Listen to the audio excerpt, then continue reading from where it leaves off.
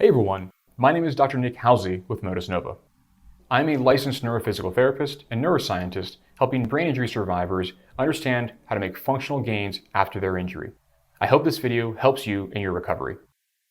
I do have one question. I have a device called the Bioness device for my hand that I'm using. Yeah. Are you familiar with that? And how is that different from the Motus device? Yeah, I'm quite familiar with that Bioness. So which Bioness do you have specifically? I have the one for the leg and for the hand. Okay, so you have like the L300 and then the one for the hand. I guess it's the extensor to help kind of open your hand with the electrical stimulation. Correct, yeah. Yeah, so it's a good question.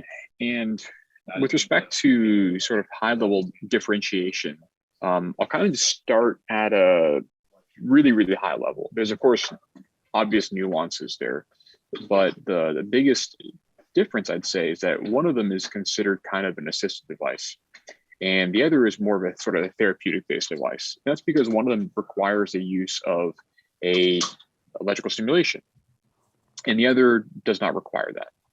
And so at a high level, they're just completely different things. They have different goals and different capacities.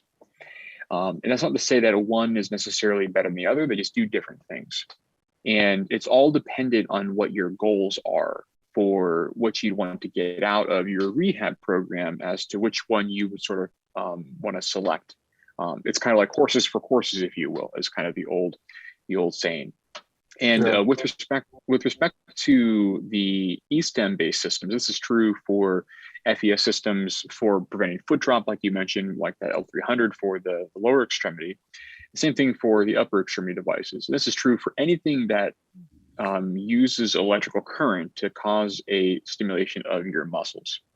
Hey, if you're finding this video helpful, please hit like and subscribe to help other brain injury survivors learn how Motus Nova is changing neuro rehab. And effectively what these things are is they are exogenous. And that's kind of a fancy word, but it basically means external, not endogenous is the reciprocal there. And one way to think through this is to go through a thought experiment really quickly and just think about how we generate movements normally. And the way we do this normally is we will sort of think about what we want to do. And let's just keep it to volitional movements. Of course, reflexes are a little bit different. But if we think about wanting to move, for instance, I don't know if you've seen me before on Rehab Power Hour, but I always go for my coffee cup. And so if I'm thinking about trying to pick up my coffee cup, what I have to do is I have to generate a model about what I want to move. And that's my arm, and I want to pick up this cup of coffee here. And I have to then sort of survey the environment, see how far away the cup is, figure out where my body is in space, generate a motor pattern that will sufficiently get my hand to the coffee cup, and then I can pull it back to drink. What happens is I coordinate a bunch of networks of neurons in my brain to kind of survey all those various aspects that I just described. And then you execute that. That sends a neural command from your cortex down into your spinal cord, which then generates a series of activation patterns in your motor neurons, which then contract your muscles. So it's kind of like a chain. And what the sort of output of this is movement, as you can expect. Now, if you look at it in a simple sense, we can see that we have kinematics. We can see joint movements. And that's true if I do it endogenously, if I think about it volitionally, or if I put electrical stimulation on your arm, for instance. Now, that's all well and good. And somebody may say, well, I can improve my function that way. And the answer is yes, you can. I can immediately give you function back because I can put electrodes on your arm and I can cause your muscles to contract, which then causes your hands to move or your arm to move. But the complication is well, what happens after I take it off? And this has always been the problem with these FES-based devices or these NMES devices, is that as soon as you take it off, because that stimulation is coming from external sources, i.e. that electrical current, there's very little to no carryover. And so this is why I kind of differentiate them at the high level. One's like an assistive device and one's like a therapeutic-based device. And so for us, we're trying to improve your endogenous control through the activation of your own networks to try to begin to give you that capability without any external help. And so that's where they're kind of different. And so they can work actually hand in hand insofar as you can use something like the BioNest to give you immediate function back while you're simultaneously working on the therapeutic based systems where you're trying to improve your own internal control of your body. And the other way I kind of think about this is if someone, let's say for instance, is sitting down and wants to play music, they want to learn how to play music.